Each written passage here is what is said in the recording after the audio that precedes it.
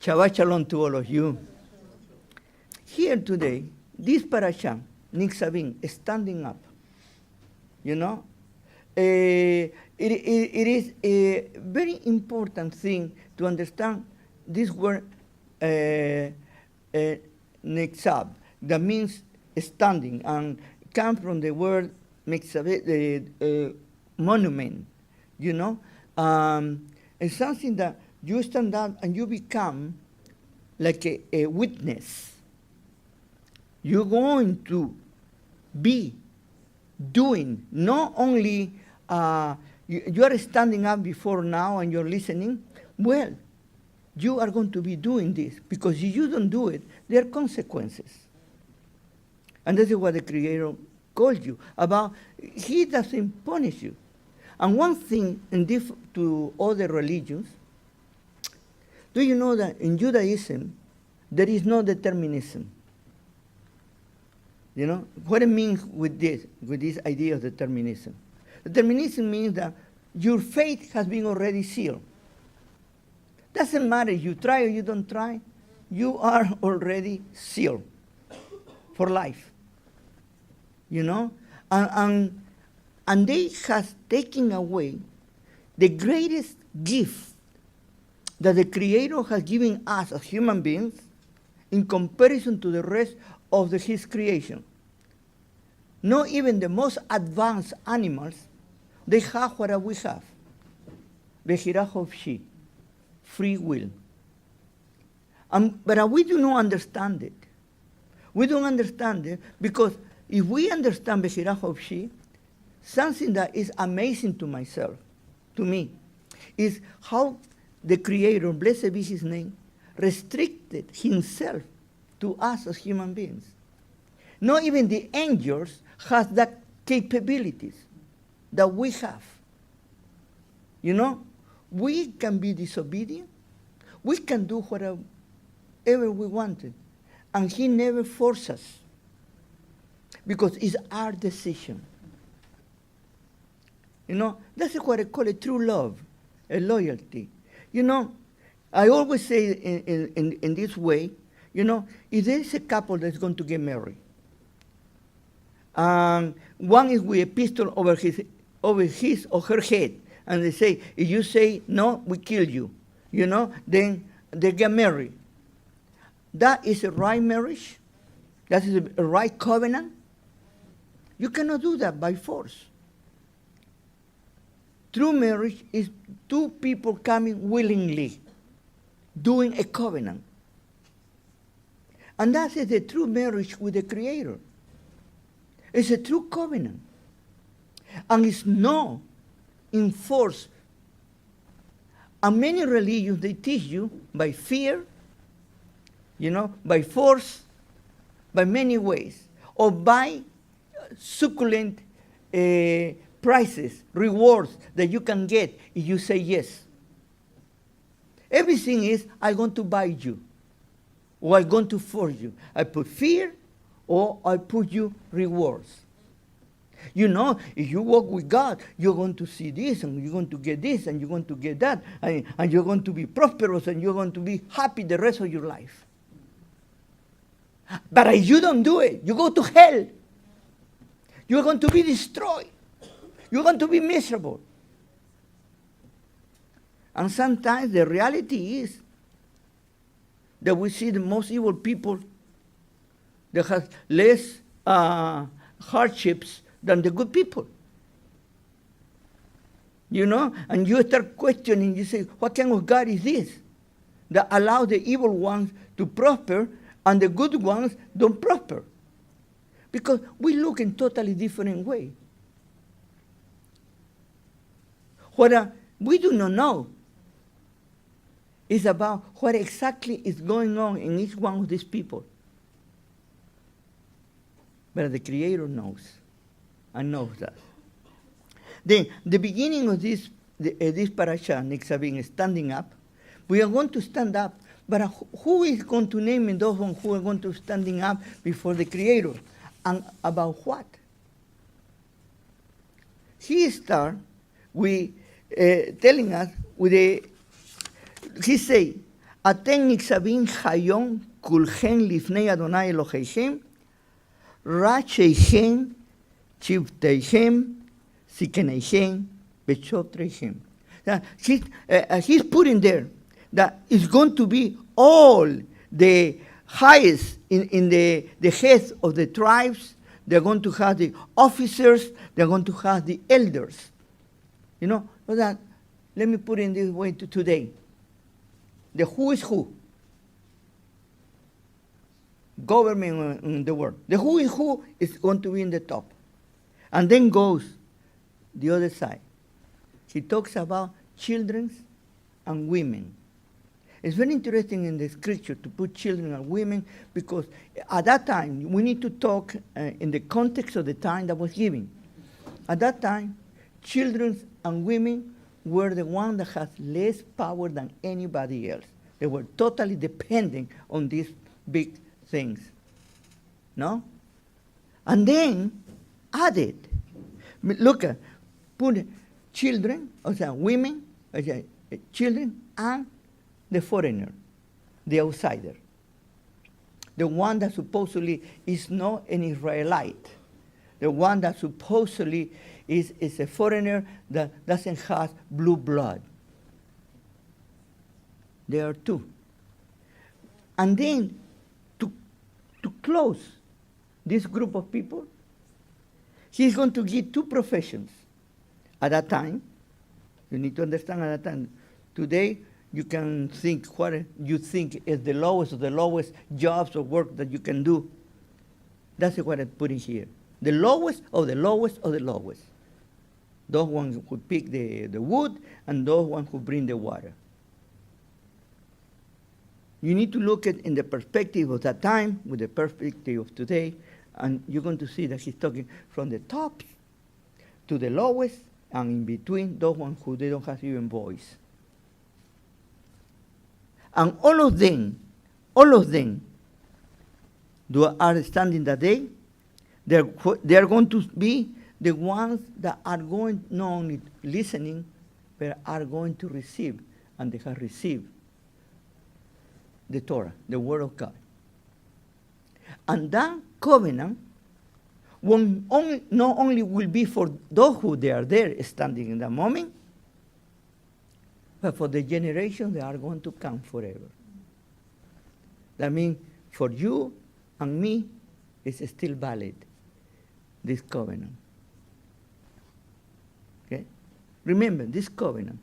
And the covenant that I'm talking about to you is not the Tiriag. Again, repeat to you, it's not the 613 that our Rabbi has given to us. It's the 10 Commandments.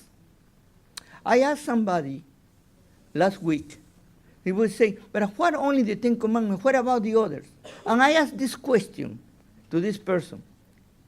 In the Ark, in the Aron Kodesh, what is inside the Aron Kodesh that they take it everywhere in the Mishkan?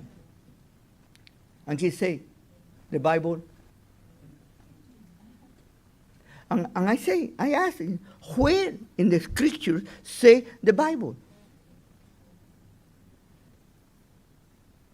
Where it say the tablets? And I say, where were in the tablets? The 10 Commandments. But that represents the whole Torah. Represents.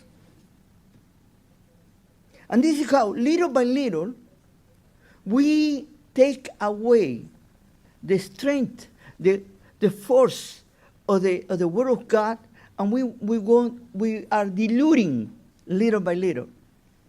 Instead to understand that the basic 10 Commandments are the ones that are giving this covenant, not only for Israel, but for all the world, for everybody. Okay, that's what I have been teaching you all this year. But now I would like to go to the end of chapter 30, the ending of this parasha. And I'm going to read for you from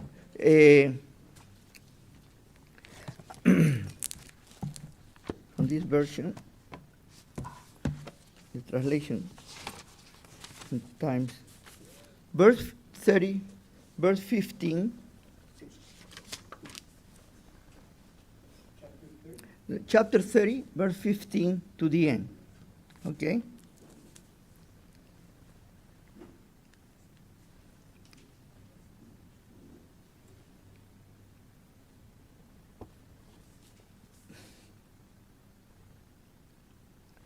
I'm going to start to give a little bit of background to the reading from verse 11.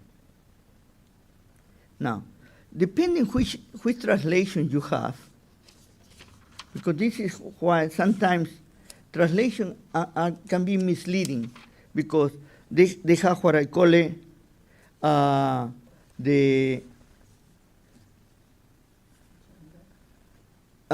they have their own agenda, you know? Because, look, in verse 11, say, in the Hebrew say, Ki hamizbah haso asher. And many translations say, because of this law. Okay, and what I really say is from this commandment, okay, I am laying down for you today that is neither too hard or is beyond your reach. It is not in heaven, so that you need to wonder who will go, who will go to heaven for us to bring us down, and that we can hear and put it in practice, to keep it, shomer, to keep it. Okay? The noise beyond the seas, so that you need to wonder who is going to cross the ocean, who is going to go beyond to bring it to you in order that you can keep it. Again. Okay? Who will cross the ocean to hear and practice? No. The word, okay, look at what it says. Huh? The word is very close to you. In your mouth and in your heart. That is almost it's a idiomatic expression. You know? You have in your heart, that is your being, you know, and in your mouth, because it comes already there. You can repeat it. You cannot forget it. You know, in your mouth. And for you to put in practice. In other words, these 10 commandments are not impossible. Other religions that teach you that it is impossible for a human being to keep the commandments of God. It's impossible. Then you start thinking, you know, what God do we have? He's playing tricks with us. You know, he gives us something that we cannot keep it, and then he demands on us to keep it. Do you think that's rational? But that's religion. And then, but God is tricking you, but he's going to make other ways, and in that way, don't worry. You don't need to be responsible. Goes against our Creator's revelation, because giving us Bechirah of She, free will, he gave us Kavanah. What is the intention of our hearts. And that's where comes responsibility in between these two. Free will and intention is a responsibility. That means that whatever happens that we do is a responsibility. He is not forcing us. He's giving us the freedom. You do it or you don't do it, it's up to you. Then comes here. Okay? Verse 15. This is the background, and now look at the ending, how he ends. Look today. I am offering you 2 ways, basically. Life and good. And death and evil. Some version they translated, I'm going to offer you life and prosperity. You know, prosperity sounds very nice or good, you know. And death or hell or disaster or destruction, all those things. Yeah? They want to scare you. That's scaring you. I call it a scaring tactic. By the way, that is religious people and politicians. Let me make here a pause. A politician put a lot of honey in his mouth and tell you all that you want to hear. And then he's going to tell you all the evil things that are going to happen if you don't elect him. Okay? And then you start shaking. The religious people, they tell you, I am giving you these rules and regulations. If you follow, everything is going to be honky-dory for you. But if you don't do it, like we say in Spanish, chicharrón. What I mean is, you are fried in the oven. Okay? And we need to be careful to listen to people. Because that is scary tactics. Prosperity from one side and scary tactics from the other side. And you are in between these two fires. And then, I better follow, because it's like I call it the complex or the idea of the lottery. A wishful thinking. And the Creator is no a lottery, he's no a gambler. Continue, If you obey the commandments of the Lord your God, which I am laying down to you today, and if you love the Lord your God and follow his ways, if you keep his commandments, and here, please underline this, because it's very important. I have been teaching you this, and the translations are terrible. In the Hebrew say, I have given you your mitzvot, hukim, and mishpatim. And that's how I told you how the Ten Commandments are divided. Mitzvot, the relationship with the Creator, hukim, the relationship with myself, and mishpatim, the Adam Havero, or the relationship with my neighbor. Okay? This is my obligation with my neighbor. And say, and you will live and grow numerous, okay? If you keep my commandments and my hukims and my mishpatim, you will live and grow numerous. And the Lord your God will bless you in the country which you are about to enter and make your own. That is telling to this generation. And you need to understand when he talks to the generation. That generation is the one that's going to get in the promised land. Yeah, I like it what Dennis just mentioned about the exile. Excellent illustration, and I hope that you apply to what I am talking to right now. Okay? And then, when you are going to enter about your own. But if your heart turns away, if you refuse to listen, and if you let yourself to be drawn into worshiping other gods and serving them, I tell you, Hayom, today, you will most certainly, you will die. Now, I want to make here a pause, because here, death doesn't mean you are going to be exterminated in the same that we see today. I ended my life, and now I go to the cemetery.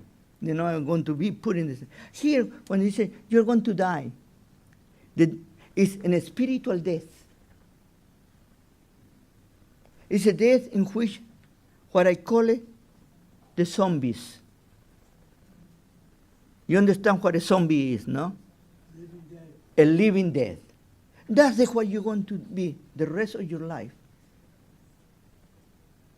And you can come out of this state of being a zombie if you return to God, going back. Because look at what he said. Continue. I tell you today that you will certainly, you die, but you will not live for long in the country which you are crossing the Jordan to enter and possess. In other words, I send you on vacation. You are going to be exiled. That's the reason I repeat that. What good was the message of about exile, because apply that idea. Okay? Today, when you are crossing the Jordan and enter to possess. Today, Hayom, I call heaven and earth. In other words, I bring two witnesses before you. He's going to use this term before. I'm going to use that. Two witnesses. And those witnesses don't pass away. They are forever. Heaven and earth. They are there. And he say, I call today to witness against you. I am offering you, look, I am offering you, I am giving to you life and death. Now, let me ask you this question, this simple question right now before I continue. If somebody say, right now, do you want to be alive or you want to be dead? Only those who would like to commit suicide would say dead, no? Or those who are very, very upset of their life, their life doesn't have any reason for it to live, they want death. But you are full of life. You would say death? You're not crazy. We are not crazy. We want to live. We want to have something that is relevant, that is really good for us.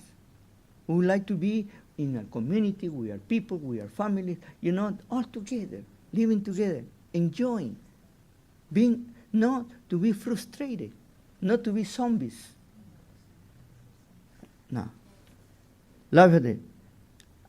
Life or death also means blessings or curses. Last week I told you about what blessings and curses mean. Blessing means the satisfaction that are you doing what is right, the sense of accomplishment. Right now we are going to celebrate something very good. The morning we have one of our members just finished her exams and graduate, and we are so proud of her, And we have Rhonda is going to have, it's her birthday today. She's a Rosh Hashanah baby, and she's very serious. She doesn't smile to me. Anyway, but we have blessings, things that we rejoice, that we enjoy, that we have togetherness with us. And when we are going through difficult times, that look like curses. But the curses are for us to wake us up. Many of us, we love to commiserate ourselves and say, oh, poor of me, oh, poor of me, oh, poor of me. And they don't see all the blessings that they have around themselves, all the joy that God can give it to them, because they are only concentrated on one thing, myself. You're going to see one thing. More miserable you are when you concentrate on yourself. And say here, I give you blessings or curse. Choose life. Look at other religions, deterministic. The will of God is done. You cannot do anything about it. It's already written. You are done. And here, the Creator is saying to you, choose life.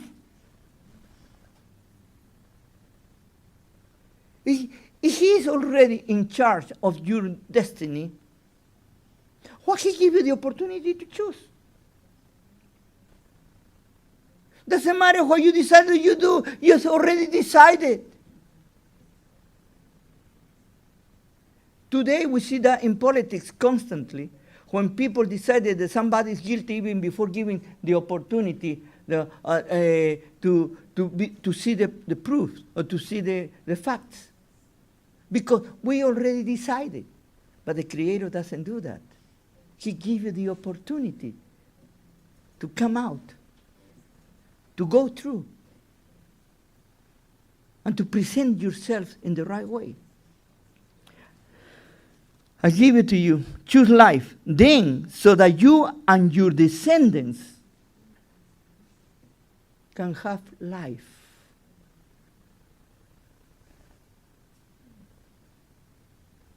Look at, please, think about this. The importance of your life. The consequences of your descendants.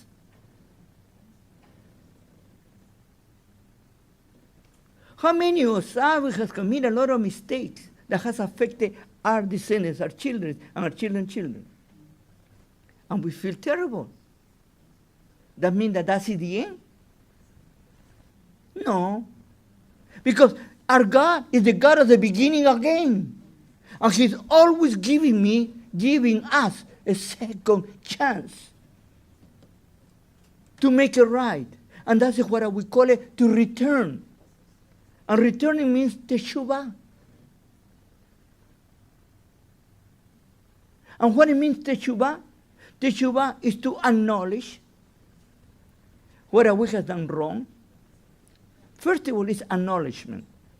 I mean, you need to be transparent. Yes, I did wrong. The second step of teshuvah, what it means, is to restoration. To restore the evil that you have done or the wrong thing that you have done. Sometimes it's impossible, by the way. But at least you acknowledge and you're trying to do what is right. And doing that, you have the real korban. That is you before the Creator. What I mean korban, you get closer and approach the Creator. The Creator is with you with open arms. Not doing this, like many of us we like it, but totally the contrary. He is opening our arms and holding us back. And He wants the best for us.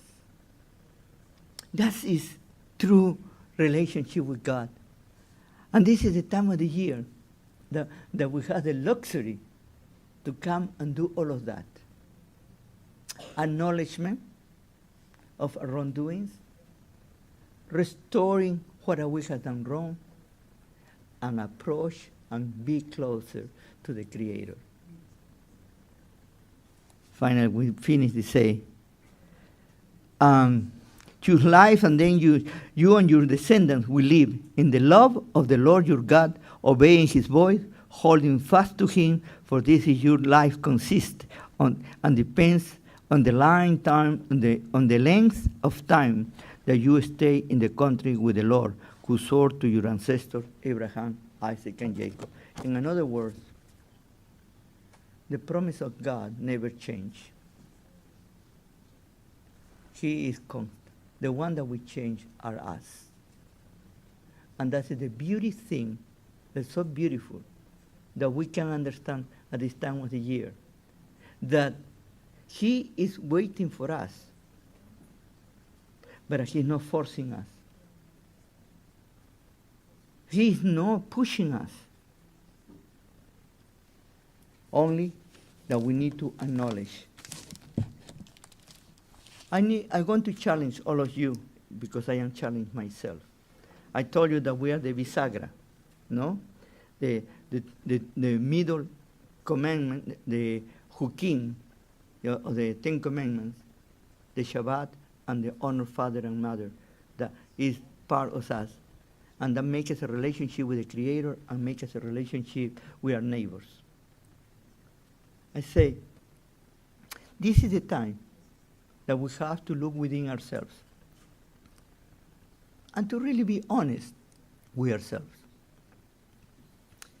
I say it and repeat myself in this way. Many of us, we follow formulas. Many of us, we follow what other people do. And sometimes without even thinking what we're doing. The Creator is not impressed about formulas. The Creator is not impressed about forms. The Creator is not impressed about externals.